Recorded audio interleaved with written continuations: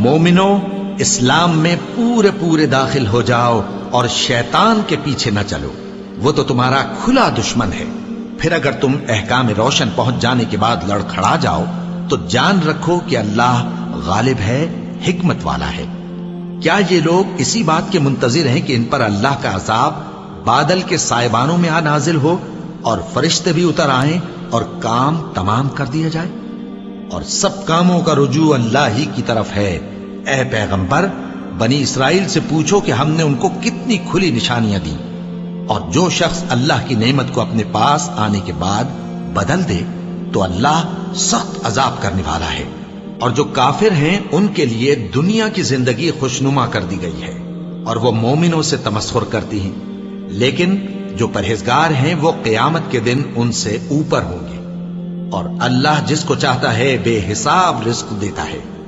پہلے تو سب لوگوں کا ایک ہی مذہب تھا، لیکن وہ آپس میں اختلاف کرنے لگے تو اللہ نے ان کی طرف بشارت دینے والے اور ڈر سنانے والے پیغمبر بھیجے اور ان پر سچائی کے ساتھ کتابیں نازل کی تاکہ جن امور میں لوگ اختلاف کرتے تھے ان کا ان میں فیصلہ کر دے۔ اور اس میں اختلاف بھی انہی لوگوں نے کیا جن کو کتاب دی گئی تھی، باوجود کہ ان کے پاس کھلے ہوئے احکام آ چکے تھے، اور یہ اختلاف انہوں نے صرف آپس کی ضد سے کیا۔ تو جس امر حق میں وہ اختلاف کرتے تھے اللہ نے اپنی مہربانی سے مومنوں کو اس کی راہ دکھا دی، اور اللہ جس کو چاہتا ہے سیدھا راستہ دکھا دیتا ہے۔ کیا تم یہ خیال کرتے ہو کہ یوں ہی بہشت میں داخل ہو جاؤ گے، اور ابھی تم کو پہلے لوگوں کی سی مشکلیں تو پیش آئی ہی نہیں؟ ان کو بڑی بڑی سختیاں اور تکلیفیں پہنچیں اور وہ صعوبتوں میں ہلا ہلا دیے گئے، یہاں تک کہ پیغمبر اور مومن لوگ جو ان کے ساتھ تھے سب پکار اٹھے کہ کب اللہ کی مدد آئے گی۔ دیکھو اللہ کی مدد عنقریب آیا چاہتی ہے۔ اے نبی، لوگ تم سے پوچھتے ہیں کہ اللہ کی راہ میں کس طرح کا مال خرچ کریں۔ کہہ دو کہ جو چاہو خرچ کرو، لیکن